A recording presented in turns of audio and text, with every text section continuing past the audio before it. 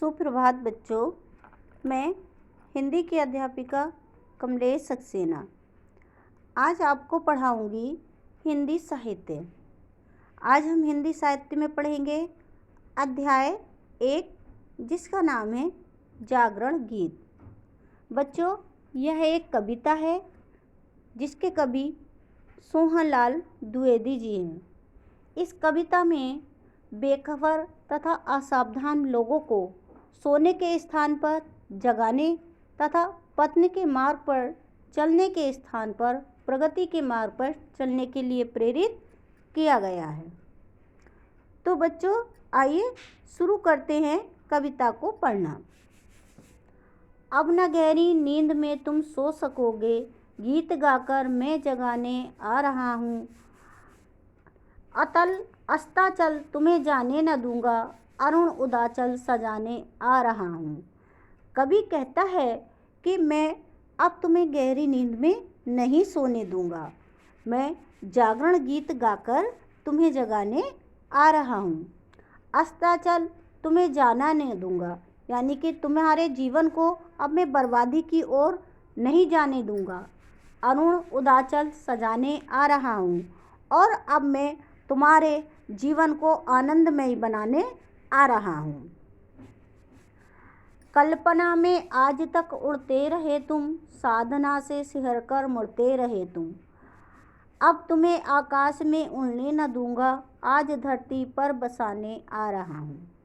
कवि कहता है कि कल्पनाओं में जो तुम जीवन की सच्चाई से मुंह मोड़ते रहे, आज तक कल्पनाओं की ऊंचाइयों में उड़ते रहे, अब मैं तुम्हें और तुम परिश्रम यानी कि साधना से सिहर कर, साधना यानी कि परिश्रम से हमेशा मुंह मोड़ते रहे हो।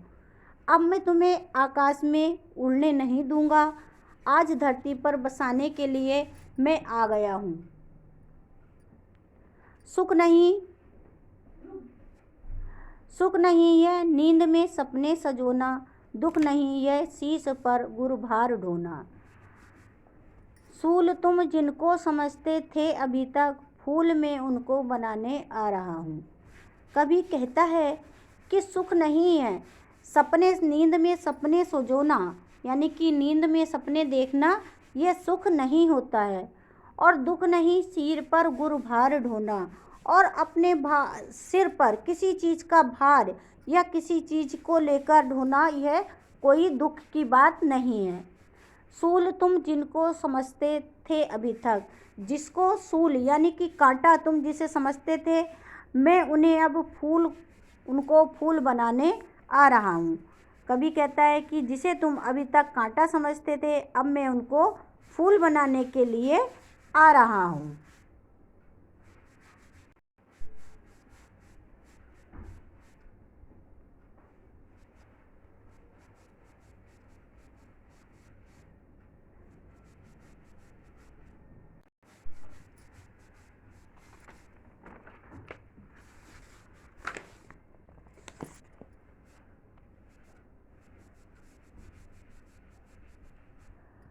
देख कर मझधार को घबरा न जाना, हाथ ले पतवार को घबरा न जाना।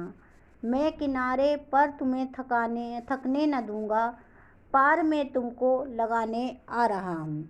कवि कहता है कि देख कर मझधार को घबरा न जाना, यानी कि अपने जीवन की नाव को मझधार यानी कि अधवर में देखकर, मुसीबतों से को देखकर तुम घबरा न जाना।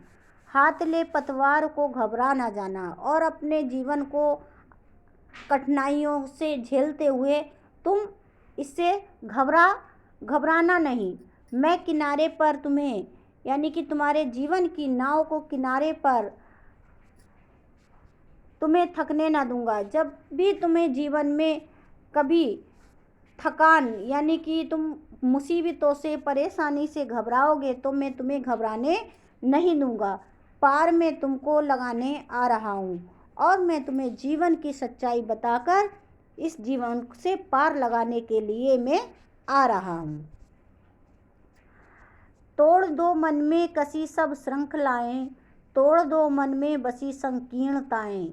बिंदु बनकर मैं तुम्हें ढलने न दूंगा, सिंधु बन तुमको उठाने आ रहा हूँ। कवि कहता है कि तुम्हारे मन के अंदर जितनी भी श्रृंखलाएं, यानी कि जितनी भी तुम्हारे मन के अंदर संकोच है, बंधन है, कड़ियाँ हैं, जिस भी चीज़ का तुमको संकोच बंधन है उसे सबको तुम तोड़ दो और अपने मन की संकीर्णताएं, यानी कि छोटी छोटी भावनाओं को तुम अपने मन की उसको दूर कर दो। बिंदु बनकर मैं तुम्हें ढलने न दूंगा। जिस प्रकार से एक छोटा सा बिंदु उस अपने आप का अस्तित्व खत्म कर देता है, मैं तुम्हें बिंदु बनकर उस जीवन के अस्तित्व को खत्म होने नहीं दूंगा। मैं सिंधु बन तुमको उठाने आ रहा हूँ। मैं तुम्हें ऐसा बनाने के लिए आ रहा हूँ जिस प्रकार के एक सिंधु, यानी कि बहुत बड़ा सागर सामने खड़ा होता है।